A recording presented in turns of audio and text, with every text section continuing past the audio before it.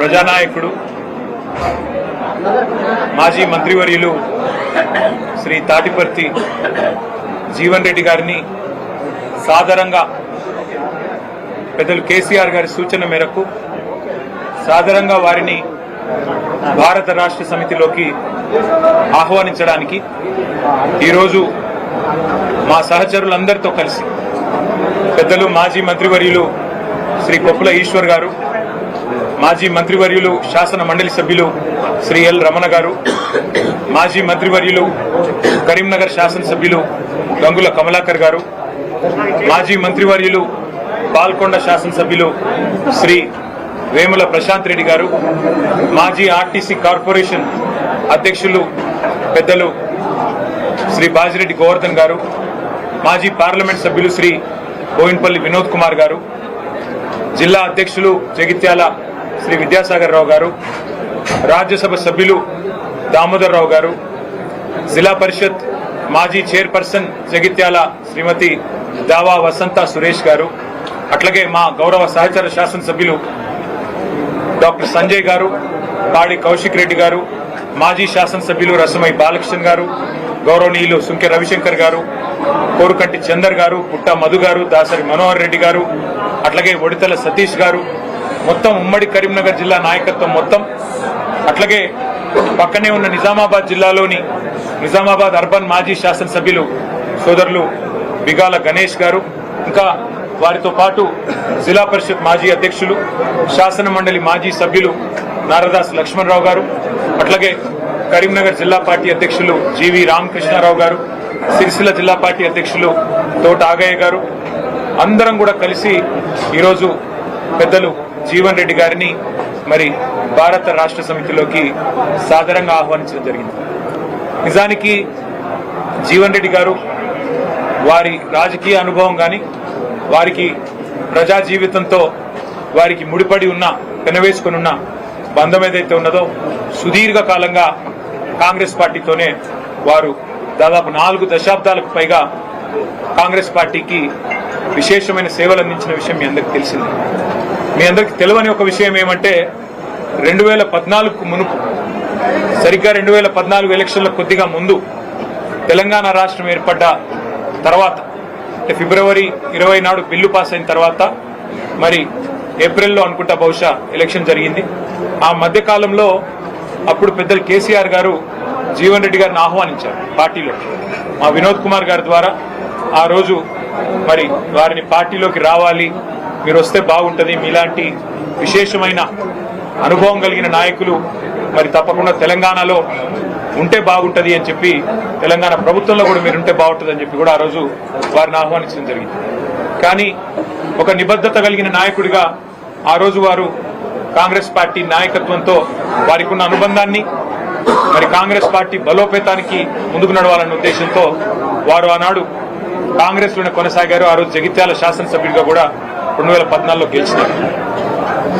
నాకు 2 సందర్భాలు గుర్తొస్తా ఉన్నాయి. జీవన్ రెడ్డి గారితో కేసీఆర్ గారికి ఉన్న పర్సనల్ రిలేషన్, అంటే వారికి ఇద్దరికి మధ్యన ఉన్న గౌరవభావం కానీ ఇద్దరికి మధ్యన ఉన్న స్నేహం ఎట్లాంటిది అంటే, వారి బంధం ఈ రోజు కాదు, వారిద్దరికి దాదాపు 4 దశాబ్దాలకు పైగా పరిచయము, స్నేహము, గౌరవము, పరస్పర గౌరవము ఎప్పటి నుంచో ఉంది.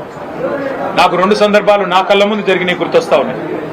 ఒకటి 2014లో కేసీఆర్ గారు జూన్ 2 నాడు ముఖ్యమంత్రిగా పదవీ బాధ్యతలు చేపట్టిన తర్వాత వారి మొట్టమొదటి అధికారిక పర్యటన జిల్లాలలో ఉమ్మడి కరీంనగర్ జిల్లాతోనే ప్రారంభమైంది. ఆ రోజు ఉమ్మడి కరీంనగర్ జిల్లాలో ఒక ఆడిటోరియంలో మీటింగ్ జరిగింది, కళాభారతిలోనూ ఎక్కడో మీటింగ్ జరిగింది. వారు జిల్లా నుండి ప్రాతినిధ్యం వహిస్తున్న సీనియర్ నాయకుడు, ప్రతిపక్ష పార్టీకి సంబంధించిన శాసనసభ్యుడు.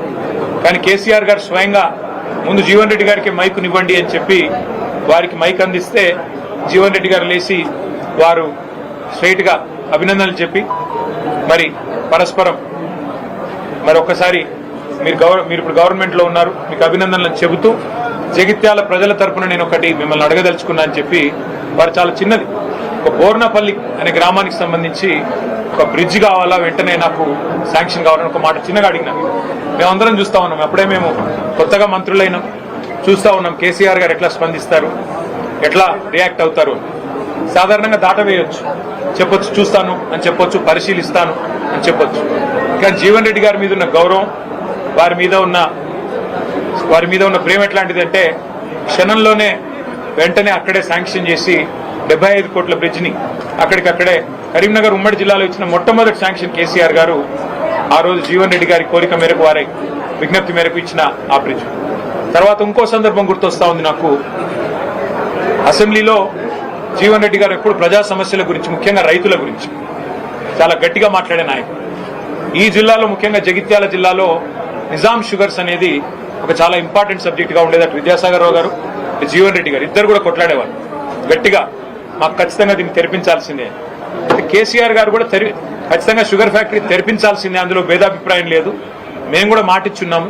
కానీ పక్కనే ఉన్న మహారాష్ట్రలో, అప్పుడు పోచారం శ్రీనివాసరెడ్డి గారు వ్యవసాయ మంత్రి, పక్కనే ఉన్న మహారాష్ట్రలో సహకార వ్యవస్థలో, కోఆపరేటివ్ ఫార్మాట్ లో చాలా బ్రహ్మాండంగా నడుస్తా ఉన్నాయి అక్కడ షుగర్ మిల్లులు.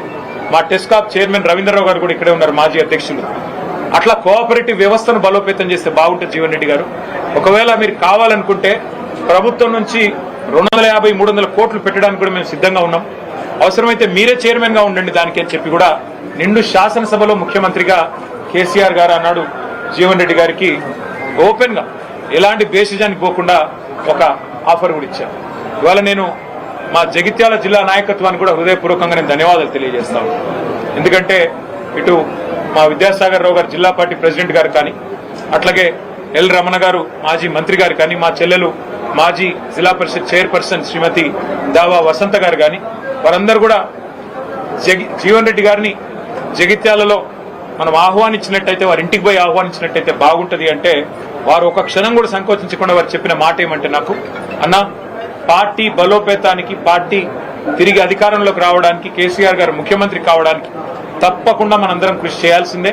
అందులో భాగంగా జీవన్ రెడ్డి గారి చేరిక అనేది మనకు చాలా చాలా లాభం జరుగుతుంది. వారిని మీరు తప్పకుండా రండి, ఆహ్వానించండి, మేమందరం కూడా మీకు వెల్కమ్ చెప్తామని చెప్పి వాళ్ళు అన్ని సాధారణంగా ఏర్పాట్లు కూడా వారు చేశారు.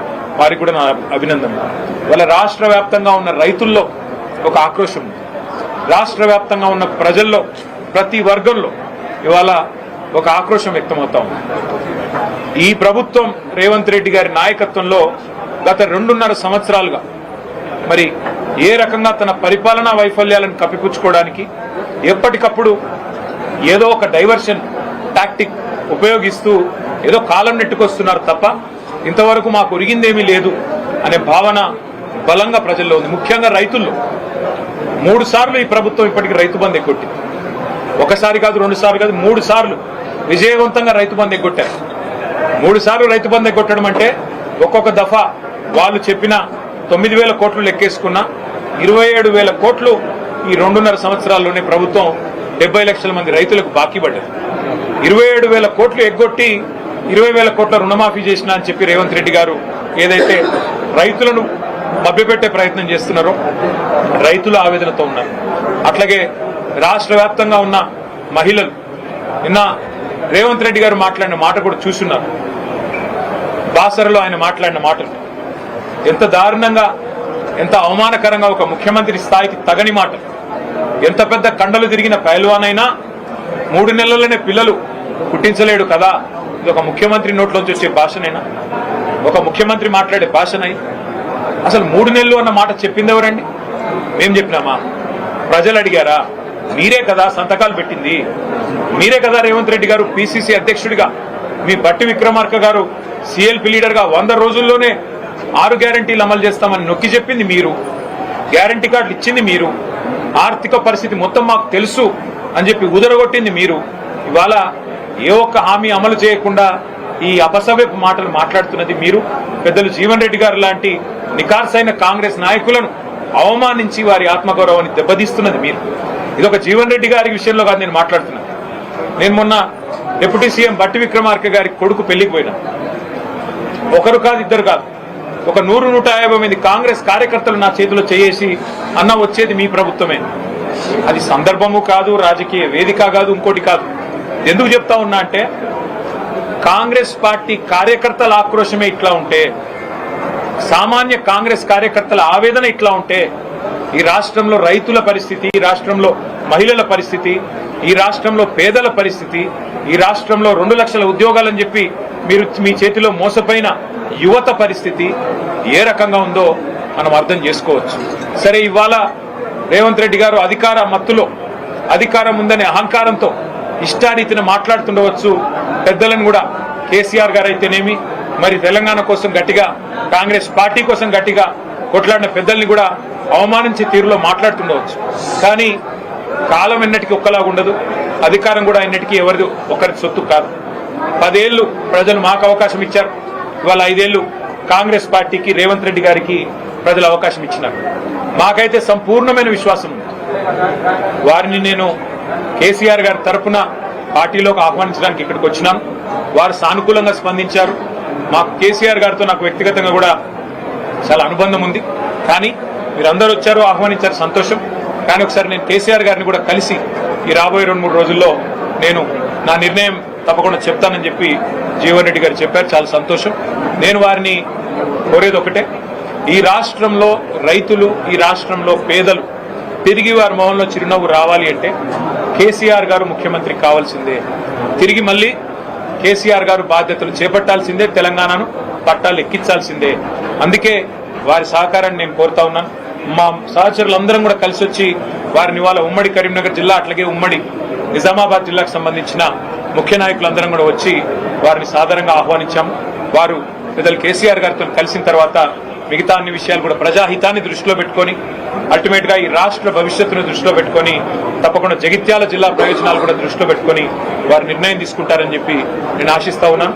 వారికి తప్పకుండా మా వైపు నుంచి ఆహ్వానం మాత్రమే కాదు, పార్టీలో కూడా సముచితమైన స్థానము, గౌరవము, తప్పకుండా ప్రజల్లో వారికి ఉన్న గౌరవానికి, ప్రజల్లో వారికి ఉన్న గుర్తింపుకు తగ్గ విధంగా ఉంటుందని చెప్పి కూడా వారికి నేను విజ్ఞప్తి చేస్తూ, మరి ఈరోజు వారు కూడా వారి సహచరులందరినీ పరిచయం చేశారు.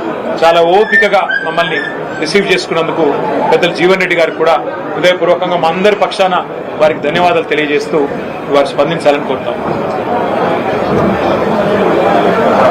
ఈరోజు భారత రాష్ట్ర సమితి అధ్యక్షులైనటువంటి కేసీఆర్ గారి ఆధ్వర్యంలో వారి యొక్క ఆలోచన సూచన మేరకు బీఆర్ఎస్ పార్టీ కార్యనిర్వాహక అధ్యక్షులు మిత్రులు కేటీఆర్ గారు ఏదైతుందో జిల్లా చెందినటువంటి, అంటే ఉమ్మడి కరీంనగర్ జిల్లా చెందినటువంటి అందరు కూడా నాకు పూర్వ సహచరులే. అందరితో కలిసి పనిచేసినటువంటి అనుభవం నాకుంది. అందరితో పర్సనల్ రిలేషన్ కూడా నాకుంది. అందరితో ఇక్కడి మారిన పరిస్థితులకు అనుగుణంగా బీఆర్ఎస్ లో కలిసి పనిచేస్తే రాష్ట్ర భవిష్యత్తు కొరకు ఇలా ప్రధానంగా ఏదైతే యువరం కాన్స్టిట్యూషన్ ఏదైతుందో రాష్ట్ర భవిష్యత్తు అనేది ప్రధానం. రాష్ట్ర భవిష్యత్తు కొరకు ఏదైతుందో మనం పాటుపడుతున్న అవకాశం మరి వారు నాకు కల్పించడానికి ముందుకు వచ్చినందుకు నేను వారికి హృదయపూర్వకంగా ధన్యవాదాలు చెప్తాను చెప్పండి. నేను వాస్తవంగా ఏదైతుందో 25th March నేను కాంగ్రెస్ పార్టీ నుండి రాజీనామా చేయాలని చెప్పని నిర్ణయం తీసుకున్న నాడు కొత్త భావోద్వేగానికి గురి కావడం జరిగింది. 4 దశాబ్దాల అనుబంధం కలిగినటువంటి రాజకీయ పార్టీ నుండి మరి బంధం తెచ్చుకునేటువంటి పరిస్థితి ఎదురు కావటం కొంత నాకు ఆనాడు really I felt that day was very unfortunate. కానీ ఇవాళ ఒక విధంగా ఏమనిపిస్తుంది, కాంగ్రెస్ పార్టీతో అనుబంధం తెచ్చుకున్నా కానీ ఇలా భారతీయ రాష్ట్ర సమితి లాంటి తెలంగాణ రాష్ట్ర ఏర్పాటు సాధన కొరకు ఉద్యమించినటువంటి ఒక నాయకుడు కేసీఆర్ గారి యొక్క నాయకత్వంలో పనిచేసేటువంటి అవకాశం నాకు లభిస్తున్నందుకు real I'm feelings today is the most happiest day in my life. అంటే ఇలా జీవితం అనేది ఎటు దారి తీసి ఏంటి మనం ఎవరు కూడా ఊహించమని చెప్పారు. ఉమ్మడి కరీంనగర్ జిల్లానే కాదు, తెలంగాణ రాష్ట్రం యావత్తులో కూడా జీవన్ రెడ్డి లాంటి ఒక నాయకుడు కాంగ్రెస్ పార్టీ నుండి దూరం అవుతారని చెప్పి ఎవరు కూడా ఊహించలేని చెప్పండి. దాని కారణాలు కూడా మీరు ఊహించి ఉంటారని చెప్పండి.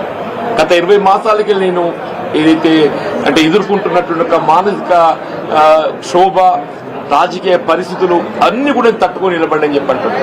అయినప్పటికీ కూడా ఏదైతున్నదో ఇవాళ నేను తట్టుకొని నిలబడ్డా, కానీ రాష్ట్ర భవిష్యత్తు కూడా ప్రధానం అని చెప్పంటుంది. వీళ్ళ ఆనాడు ఏదైతే 2023 సాధారణ శాసనసభ ఎన్నికల్లో ఒక్కరికొకరు ఏముంటుందంటే ఇంకా మెరుగైన పాలన కావాలి, ఇంకా మాకేదో భవిష్యత్తు కావాలనుకుంటాం.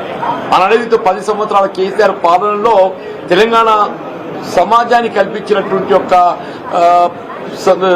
పరిష్కారాలు ఏదైతుందో, అభివృద్ధి ఉందో, ఇంకా మెరుగైన పాలన కావాలని చెప్పి కాంగ్రెస్ పార్టీ మరి మీరు పేర్కొనడం జరిగిందో, కానీ ప్రజలు ఆకర్షితులైన కాంగ్రెస్ పార్టీకి అవకాశం కల్పించింది. కానీ రియల్లీ ఏదైతుందో నా అనుభవం చెప్పంటున్నాను. I have seen NT Rama Rao గారి ప్రభుత్వం చూసా, నేను తదుపరి చెన్నారెడ్డి గారి ప్రభుత్వం చూసా, విజయభాస్కర్ గారి ప్రభుత్వం చూసా, రాజశేఖర్ రెడ్డి గారి ప్రభుత్వం చూసా, చంద్రబాబు నాయుడు గారి ప్రభుత్వం చూసా, కేసీఆర్ గారి ప్రభుత్వం చూసా నేను. కానీ ఈ 2 సంవత్సరాల కాలంలోనే ఇవాళ అంటే 10 సంవత్సరాల్లో సాధించినటువంటి అభివృద్ధి సంక్షేమ ఫలాలు తిరోగమన దిశగా చెప్పండి. కేసీఆర్ గారు ఏ ఉద్యమ నేతగా తెలంగాణ రాష్ట్రాన్ని సాధించడానికి వారు ఉద్యమించిండ్రో వారి సాధారణంగా తెలంగాణ రాష్ట్ర భవిష్యత్తు నిర్మాణానికి 10 సంవత్సరాలు కృషి చేస్తే అది 2 సంవత్సరాల్లో తిరోగమన చర్యగా ప్రజలు ఏదైతుందో అంటే నేను ప్రాక్టికల్ చెప్తున్నాను. ఇవాళ నేను మీరేదో వచ్చిందో అని చెప్పని బీఆర్ఎస్ లో జాయిన్ కావాలని చెప్పి ఇక్కడ నిర్ణయం ప్రకటించడం కాదు చెప్పంటున్నాను. నేను ఆనాడే నిర్ణయం తీసుకోవాలని చెప్పని నేను కొంతమంది నాకు గుర్తింపు పెట్టింది. అయినా నేను I want to study the mind of the people. ప్రజాభిప్రాయం ప్రజలు ఏ విధంగా స్పందన ఉందో గమనిస్తామని చెప్పండి. మా మిత్రులు సహచరులు శివప్లాసులు యొక్క అభిప్రాయాలు కూడా సేకరించాలని చెప్పని ఈ 2 వారాన్ని ఓపిక పెట్టని చెప్పండి. మా మిత్రులు శివభిలాషులు సహచరులు వారి యొక్క సూచనలు సలహాలతో పాటుగా ముఖ్యంగా ప్రజాభిప్రాయాన్ని గమనించండి. నేను ఈ మధ్య ఒక 4-5 డేస్ బ్యాక్ ఇట్లా ఒక ప్రెస్ కాన్ఫరెన్స్ పెట్టింది. మా ప్రెస్ మిత్రులు కూడా ఇంకా మీరు ఎందుకు ఓపిక పడుతుంది సార్, ఏదో నిర్ణయం ప్రకటిస్తే అయిపోతాయి కదా, ఎందుకు మీరు అనుకున్నట్టు ప్రకటించి ముందుకు పోతే అయిపోతాయి కదా అని చెప్పని మా పాత్రికేయ సోదరులు కూడా ఏది ఇస్తుందో they to have suggested me. అంటే ఇవాళ ఏది ఇంకా మీరు రీచ్ అవ్వాల్సిన అవసరం లేదు, you can go further, you can go head అనే ఒక భావ సూచనలు మా పాత్రికేయ సోదరులు కూడా పొందడం జరిగిందని చెప్పండి. ఇవాళ ఏది ఇస్తుందో కేసీఆర్ గారి యొక్క నాయకత్వంలో పనిచేసే ఒక అవకాశం మీరు అన్నట్టు 2014లో నాకు వచ్చింది. అయినా కానీ పొలిటికల్ కమిట్మెంట్ తోని నేను కాంగ్రెస్ లో కొనసాగింది. బట్ ఇవాళ పరిస్థితి లోపల ఏదైతుందో నేను వ్యక్తిగతంగా కాంగ్రెస్ లో ఎదుర్కొంటున్నటువంటి ఒక మానసిక ఇబ్బందులకు తోడు ఏదైతుందో నాకు రాష్ట్ర హితం ప్రధానం కనబడుతుందని చెప్పి ఎవరికైనా ప్రజా జీవితం అనేది రాష్ట్ర హితం అని చెప్పంటారు. ఆ రాష్ట్ర హితము ముఖ్యంగా రైతాంగం, రైతు కూలీలు, నిరుపేద వర్గాలు, దళితులు, బలహీన వర్గాలు, ఆడబిడ్డలని చెప్పంటూ నేను విద్యార్థి లోకం అని చెప్పండి నినాగం ఏదైతుందో కోర్టు వీళ్ళ ఫీజు రియంబర్స్మెంట్ ఏదైతుందో రాష్ట్రం చెల్లింపు చేయలేకపోతుంది కాబట్టి మీరు తల్లిదండ్రుల దగ్గర ఫీజు వసూలు చేసుకోవచ్చని చెప్పాను. ఎంతకన్నా మోస్ట్ అన్ఫార్చునేట్ థింగ్ ఏముంటుందని చెప్పంటారు. ప్రభుత్వం యొక్క వైఫల్యానికి ఇంతకన్నా పెద్ద నిదర్శనం ఏముంటుందని చెప్పంటున్నాను. విద్యార్థులంటే రాష్ట్ర భవిష్యత్తు, దేశ భవిష్యత్తు అని చెప్పంటారు. అటువంటి విద్యార్థి లోకానికి ఏది ఇస్తుందో ఇవాళ మనము భవిష్యత్తు చూపెట్టలేకపోతున్నాం అని చెప్పంటే పాలన అనేది ఏ విధంగా కొనసాగుతాం దీన్ని బట్టి ఊహించవచ్చు అని చెప్పంటారు. తప్పకుండా ఇవాళ మీరు ఏదైతే ఇంత అంటే really you need not come up to this place నాకు రావాలన్నట్టు మీరు రావాల్సినందుకు నిజంగా మీకు అందరికీ, మీ మిత్రులకు అందరికీ ముఖ్యంగా ఏతుందో మా మిత్రులు పొప్పులీశ్వర్ గారు వారు ఇక్కడ మంత్రిగా పనిచేసిండ్రు. వారితో నేను కలిసి శాసనసభ్యులు పనిచేసిన, శాసన మండలి సభ్యులు పనిచేసిన. రమణ గారితో కూడా ఏదైతుందో వారు ఎంపీగా ఉన్నప్పుడు నేను ఎమ్మెల్యేగా పనిచేశాను. నేను మీ ఇద్దరం కూడా ఏదో చిరకాల మిత్రులము. 93 వరకు ఏదో కలిసి పనిచేసినవి. Only 94 he has deferred with me. Only 94 he has deferred with me. తర్వాత వాడు పార్లమెంట్ ఎన్నికైన తర్వాత ఏదైతుందో ఇవాళ వారి ఏదైతే ఎమ్మెల్యే స్థానం ఖాళీ కావడంతో అక్కడికి నాకు ఉప ఎన్నికలు పోటీ చేసే అవకాశం వచ్చింది. దట్ ఎలక్షన్ నన్ను కెప్ట్ మీద మొత్తం రాష్ట్ర స్థాయిలో నాయకత్వం నాకు నిలబెట్టింది ఆ ఉప ఎన్నిక అని చెప్పాను. ఇక్కడ సోదరు వసంత జడ్పీ చైర్పర్సన్ ఏదైతుందో నేను ఎమ్మెల్యేగా ఉన్నప్పుడు కూడా ఏది ఇంత గౌరవిస్తుంది కదా అని చెప్పంటే మీరు మీటింగ్ రావాలన్నా మీరు వచ్చి మీలాంటి ఒక సలహాలు సూచనలు ఇవ్వాలని చెప్పాను. Every time she use to అంటే నన్ను మీటింగ్ రావాలని చెప్పి కోరేని చెప్పంటున్నాను. ఈ సాగర్ అనేది is like younger brother to me. Sagar అనేది is like younger brother to me అని టెల్లింగ్. సంజయ్ కానీ కౌశిక్ కానీ మేమంతా మిత్రులము. వీళ్ళందరం కూడా వినోద్ రావు గారు, మా దామోదరరావు గారితో మా ఫ్యామిలీ అసోసియేటే. వారి నాన్నగారు వాళ్ళ 81 సమితి ప్రెసిడెంట్ ఎన్నిక కావడానికి ఏదైతుందో నాకు ఒక మైల్ స్టోన్ నాకు అండగా నిలిచాను. ఎవరికి తెలియదు ఇది. దామోదరరావు గారి తండ్రి జీవన్ రెడ్డికి ఏం సంబంధం అని చెప్పి అనుకుంటున్నాను. మీకు కూడా ఆశ్చర్యపోతారు కూడా దామోదరరావు గారి తండ్రి మీకెక్కడ సన్నిహిత సంబంధం అని చెప్పాను. అంటే the whole relation with the BRS party with every leader I have got అని చెప్పంటాను. నేను ఈ స్థాయి ఈ దశలో ఏదైతుందో కేసీఆర్ గారితో కలిసి పనిచేసేటువంటి అవకాశం నాకు రావటం, వారి నాయకత్వం కలిసి పనిచేసేటువంటి అవకాశం రావటం, నేనైతే అంటే ఇవాళ జీవితం ఎవరే కానీ ఇవాళ నా జీవితం ఒక చివరి స్థాయికి వచ్చింది. I seen enough political public life. నా సుదీర్ఘ ప్రజా జీవితం 4 దశాబ్దాలు నేను గడిపింది. ఉంటే ఇంకో ఒక ఎన్నిక చూస్తే కావచ్చు, దేవుడు దయ తెలిస్తే ఎట్టుంటో చెప్పలేని చెప్పంటాం. కానీ ఏదైతుందో నా శేష జీవితం ప్రజా జీతాన్ని పాటుపడటానికి కొరకు ఏదైతే ఉందో కేసీఆర్ గారి నాయకత్వంలో పనిచేయడానికి మీరు నాకు అవకాశం కల్పిస్తున్నందుకు వారి సూచనకు అనుగుణంగా మీరు ముందుకు వచ్చినందుకు మీకు హృదయపూర్వక ధన్యవాదాలు చెప్తున్నా. కేసీఆర్ గారిని కలవటము మా పాత సాన్నిహిత్యం దాన్ని కొంత ఎదురు కదా నెమరు వేసుకోవడానికి కొరకు అని చెప్పి అంటారు. మా పాత సాన్నిహిత్యం మాత్రం నెమరు వేసుకోవడానికి కొరకు వారికి కలవాలని కోరుతున్నా. అంతే తప్ప ఏదైతే పార్టీలో చేరడం అనేది నేను ఆల్రెడీ ఎక్స్ప్రెస్ డే పార్టీలో బీఆర్ఎస్ లో చేరుతున్నా అని చెప్పని నేను already express thank you brother. తినబోతు రుచులు అడగకూడదు. పెద్దవాళ్ళిద్దరు కలుసుకున్న తదుపరి కార్యాచరణ ఇప్పుడు వారి నిర్ణయం ప్రకటించింది. పార్టీలో చేరడం లాంఛనంగా చేరుతాను. కేసీఆర్ గారిని కలిసి కేవలం మా స్నేహానికి సంబంధించిన కొన్ని జ్ఞాపకాలు నెమరేసుకోవడానికి అని చెప్పారు. ఇక పెద్ద నిర్ణయం చెప్పేసారు. మిగతా వార్తలు మీరు తర్వాత రాస్తారు. అవన్నీ మీరు అడగకూరు బ్రదర్. పెద్దవాళ్ళు ఇద్దరు మాట్లాడుకొని అన్ని విషయాలు ప్రకటిస్తారు. భయ్యా మీరు తినబోతు రుచులు అడగకూడదు. మీరు తొందరపడకుండ్రి. ఇప్పుడు వారిద్దరికి ఉన్న అనుభవం అంత కాదు నా వయస్సు. కాబట్టి వారిద్దరు కలుసుకున్నాక పెద్దలు వారి నిర్ణయం ప్రకటిస్తారు. ప్రకటించిన దాని తదుపరి వారు ఏ నిర్ణయం ప్రకటిస్తే దాన్ని శిరసావహించడం, దాన్ని అమలు చేయడం మా బాధ్యత. వర్కింగ్ ప్రెసిడెంట్ అంటే పెద్దలు కేసీఆర్ గారు అప్పచెప్పిన వర్క్ ను సమర్థవంతంగా చేయడం అంతేనా?